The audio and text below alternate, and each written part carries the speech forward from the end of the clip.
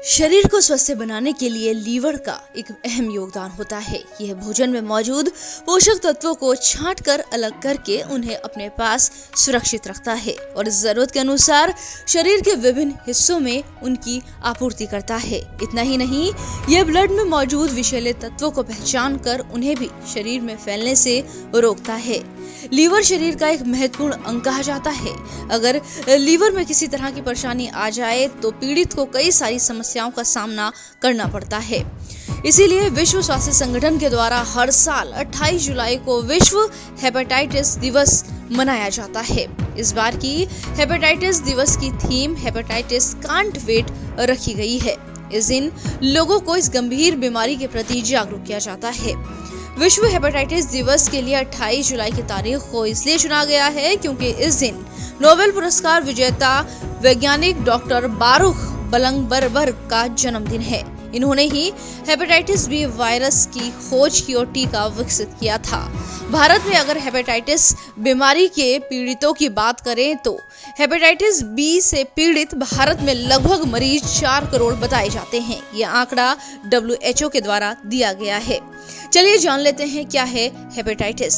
जब किसी व्यक्ति के लीवर में सूजन आ जाती है तो उस शारीरिक अवस्था को हेपेटाइटिस कहा जाता है। जागरूकता के अभाव में कई सारे लोग इस बीमारी से पीड़ित हैं। इसके लिए वायरस को जिम्मेदार माना जाता है। कई बार शरीर में अपने आप ही इसके लक्षण दिखने शुरू हो जाते हैं और इम्यूनिटी कमजोर पड़ जाती है और कई सारी बीमारियां घेरने लग जाती हैं। अगर आप इस गंभीर बीमारी से बचना चाहते हैं तो मसाले, तेल की और अल्कोहल के साथ साथ ऐसी दवाइयों से बचें जिनके साइड इफेक्ट बहुत ज्यादा होते हैं।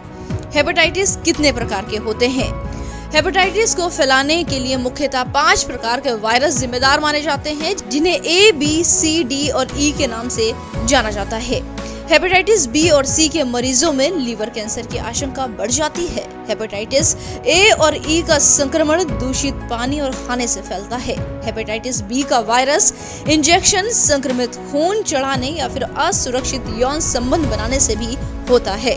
हेपेटाइटिस बी, सी और डी संक्रमित व्यक्ति के ब्लड या फिर अन्य प्रकार के तरल पदार्थों के संपर्क में आने से फैलता है।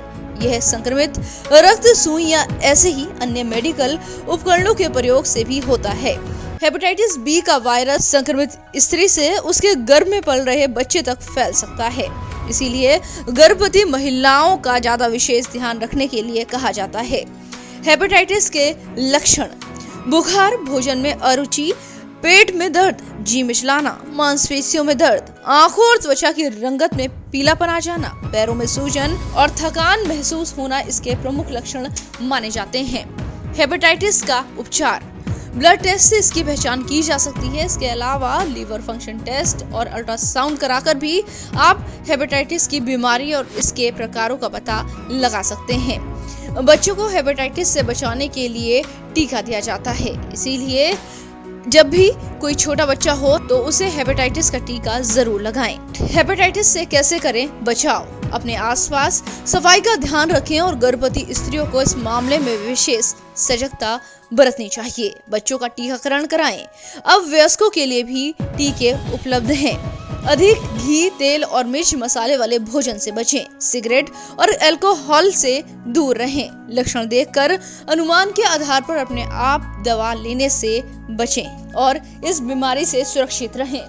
DPMI सिर्फ शिक्षा और हुनर ही नहीं बल्कि सम्मान के साथ सुनिश्चित रोजगार। Thank you DPMI।